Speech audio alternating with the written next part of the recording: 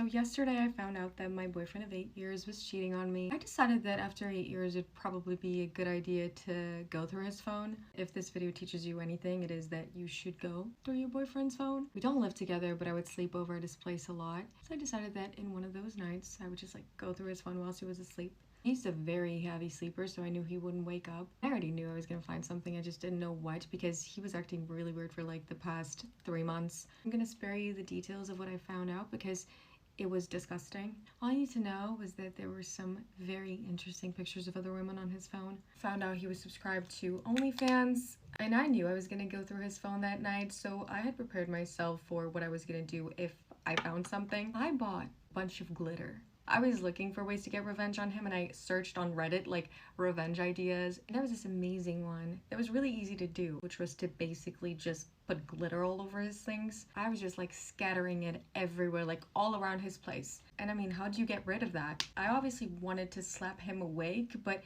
doing this with the glitter actually helped me unleash some of the anger. I would actually recommend everybody to do it. I didn't wake him up or anything, I just grabbed my things and left. As I got out of there, I blocked him because I never want to speak to him again. I know I'll get over it, but for him to take out all of the glitter that he has in his place, I think that's gonna be harder. Two guys fought over me. Like a full freaking fist fight. I'm sorry, I'm so happy. This has never happened before. I don't know, I just feel like I'm pretty enough to attract, but not pretty enough to keep. But okay, let me just tell it. Basically, so this was a while ago, 6 months ago. I was talking to this guy, but it was literally for 2 days. I'm not even kidding. And I'll give y'all a more in-depth story on that if y'all want it. And so I was talking to him, and then I found out he was talking to a girl at the same time, but we were never technically talking. It's just I made it so obvious that I liked him, and he never told me that he was talking to this other girl, right? And so obviously I was kind of mad, but I couldn't do anything because we weren't technically talking, but still I was just you could have told me. And so I unadded him after 2 days, right? And then I think he doesn't like me because why would he? He chose another girl over me, right? And so then a couple months later he adds me on Snap again, or he tries again, because I don't think I blocked him, I just unadded him. And he writes a whole apology, but I'm sorry, after someone does something like that, I can't like them back. I don't know, that just makes me lose my trust. And it also makes me insecure that they'll not fully like me, because he probably only came to me after that girl cut it off or something, you know? Also, he would call me hot and stuff, or call me pretty. See, I'm pretty enough to attract, but not to keep. Anywho, and so he would call me pretty while he was talking to that girl. Anywho, so he adds me back, right, writes that apology, and I was I'm sorry, I can't like you again. And so I think that's the end of it. But he'll still try to snap me and stuff. And then my little brother is not in his grade, but he was he's kind of younger than him, but they're still friends. This guy's from church, by the way. And so one Sunday after church, my brother was oh yeah, this guy Rafe, I guess, I don't know. So this guy Rafe still likes you a lot, and I was like, no way he still likes me. He probably just still thinks I'm pretty and doesn't have anyone else, right? And so then my brother keeps saying it a couple weeks in a row, bro, he likes you, he actually genuinely likes you. And so I was that's kind of funny. And then he also said that he was this other guy also thinks you're hot though, but he can't say anything in front of Rafe because Rafe will get pissed. And I was what, pissed? And so what was I gonna say? So yeah, now I know that both these guys think I'm hot, right? But then this Sunday, so that was yesterday, he literally, my brother tells me, so basically we were sitting all the way up in church, and then my brother looks back, he was oh, can I go sit next to Rafe, because I haven't seen him forever? And I was okay, I'll just come too. And so then we're sitting next to Rafe, and this whole time we're literally talking about him. It was so funny because he was just sitting right there. And also I do listen to the sermons, but it was about a bunch of trans people and gay people and stuff, and I don't struggle with that or whatever, so, or I guess that doesn't pertain to me, I don't know. So yeah, we start talking about how Rafe and his friend Jack, I guess, I don't know. So Rafe and Jack both think I'm hot, right? And then my brother just throws out there in the middle of nowhere, oh yeah, he punched him over you. Why did you not tell me? Why did no one tell me this before? I need to know this. that is insane. That's never happened to me. I was what? And so basically, apparently they were at this church camp that I didn't go to because I was at a basketball camp. So they were at this church camp, and then my brother walks in, and they were kind of fighting a little bit with their words, and my brother's what are y'all talking about? And they were oh, your sister. And then he was oh, and then okay, so they were just talking about me, and then Ryan said Jack said I was hot, and then Rafe punched him and attacked him apparently because he got mad because Ryan knew that Jake liked me. Jake, what the heck? Ryan knew, no, what? Okay, Jack knew that Rafe liked me. By the way, Ryan is not his actual name. I don't know where that's coming from. It's because I was I don't know. So apparently they just started like wrestling and fighting over me. And like also to preface, they do like kind of play fight every day, but my brother said like this was like real, like they were actually kind of going at it, but like they're fine now. It wasn't like it like ruined their friendship, but it was kind of like a normal play fight that they do, but like more genuine apparently. I don't know, that just like kind of makes me happy that someone can actually keep liking me. Like, I don't know, because I feel like the guys that actually want just lose feelings like right after, I don't know. Anywho, that was my story time for y'all.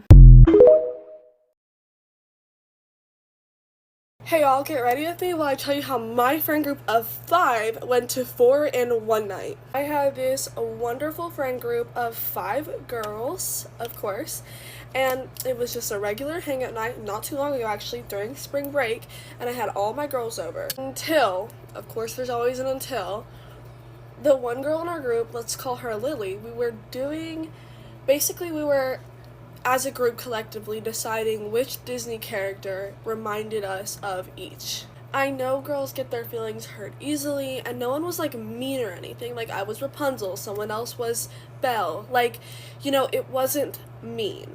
And we got to Lily. I don't even remember what they called her, but she ended up getting her feelings hurt and started like shouting and making it a bigger deal. We were doing this discussion in the kitchen, and so I looked around and there was a butter knife on the table, and I said, why don't we do a talking butter knife? So basically, if you were holding the butter knife, you could talk and nobody else could, because everyone was shouting at this point. And being 100% honest, this actually worked, except for Lily. She did not want to do the talking butter. We ended up stopping the game because it got too much because of Lily, and we just went on our way. Well, anywho, a few hours had gone by, like maybe 2, and we had not seen Lily. So because I was hosting the little sleepover, I decided to go, find her and check on her, because again, she is our friend.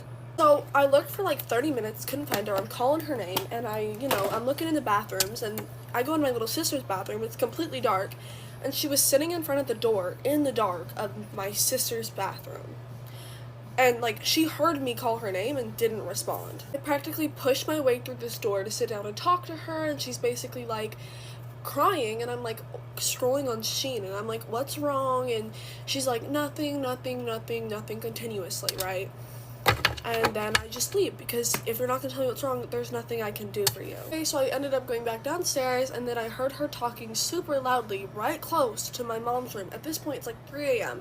She has to get up for work in about 2 hours, and she's sitting there talking super loudly on the phone, and I snapped. So I go to the room where she's at, right by my mom's room, and I'm like, hey, listen, you can be upset, that's totally okay, but you cannot sit here, be loud on the phone when my mom is trying to sleep after so much she does for us. She ends up refusing to move and gets louder.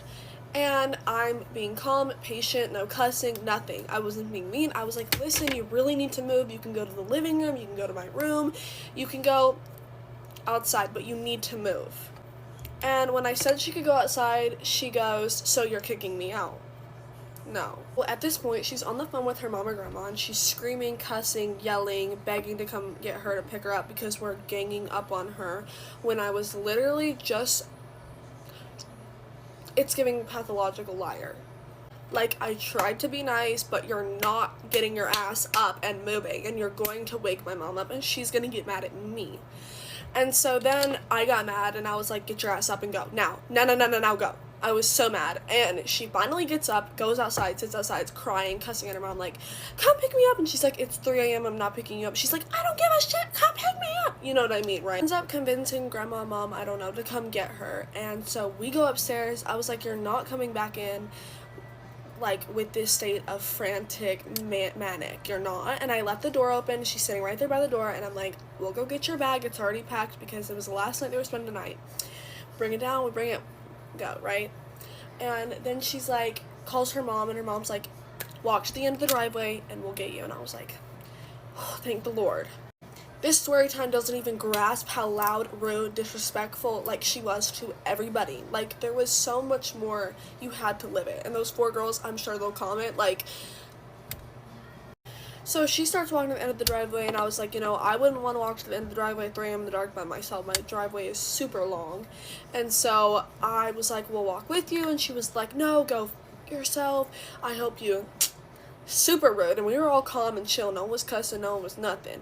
So we're like, we're just gonna walk behind her. So she's walking and she's like 20 feet above us. So she ends up sitting on the road of the highway by my house, even though like she didn't want to be by us.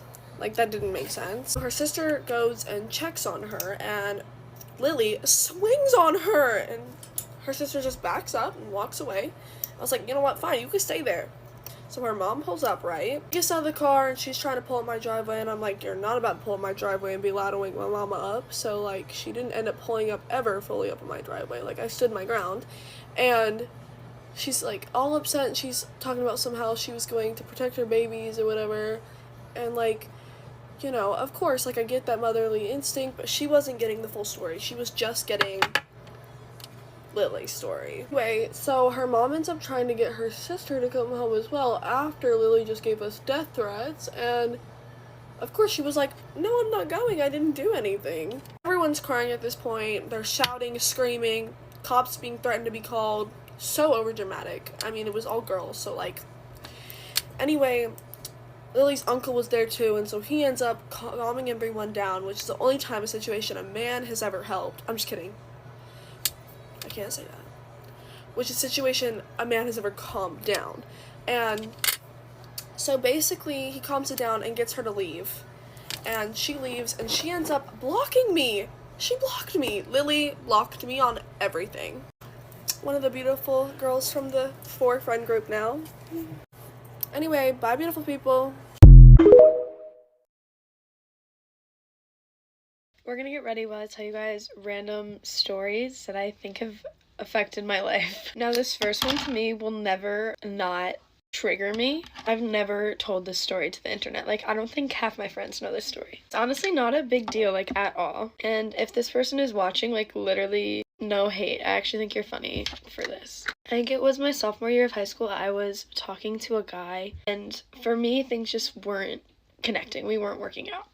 So I decided to break things off with him, and I felt, like, terrible about it. I wrote him a super, super long message, like, explaining how I felt and, like, everything, and being like, I want to still be friends. And all he said back to the text was, ye. Y-E.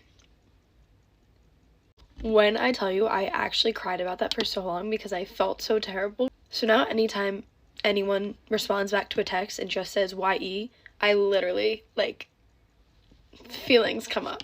If you are one of my close friends, you definitely know this next story. I used to love to make fake YouTube videos. I was making a fake YouTube video sitting on my bathroom sink doing my makeup, recording it.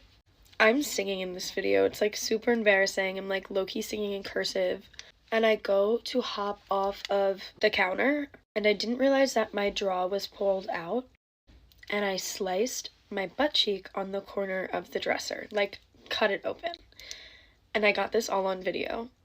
The camera falls with me to the ground, and you can see me on the ground, like, hyperventilating and, like, literally crying. This video will never get posted to the internet. It's such, like, a running joke with all my friends. Freshman year of high school, I was on my varsity kickline team. At that point in my life, I had a really weird obsession with angel numbers. Like, if I saw an angel number, it, like, dictated how the rest of my day was gonna go.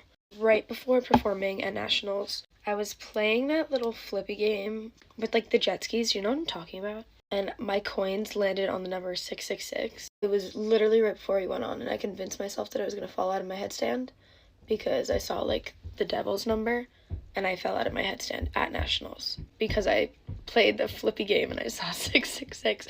Like, I was, whatever, I thought my life was over. I absolutely sobbed for days and days after that. If you want to know more random stories about my life, let me know and we can do a part 2. Oh, I never did my lips. That's actually crazy. Okay, now we're ready.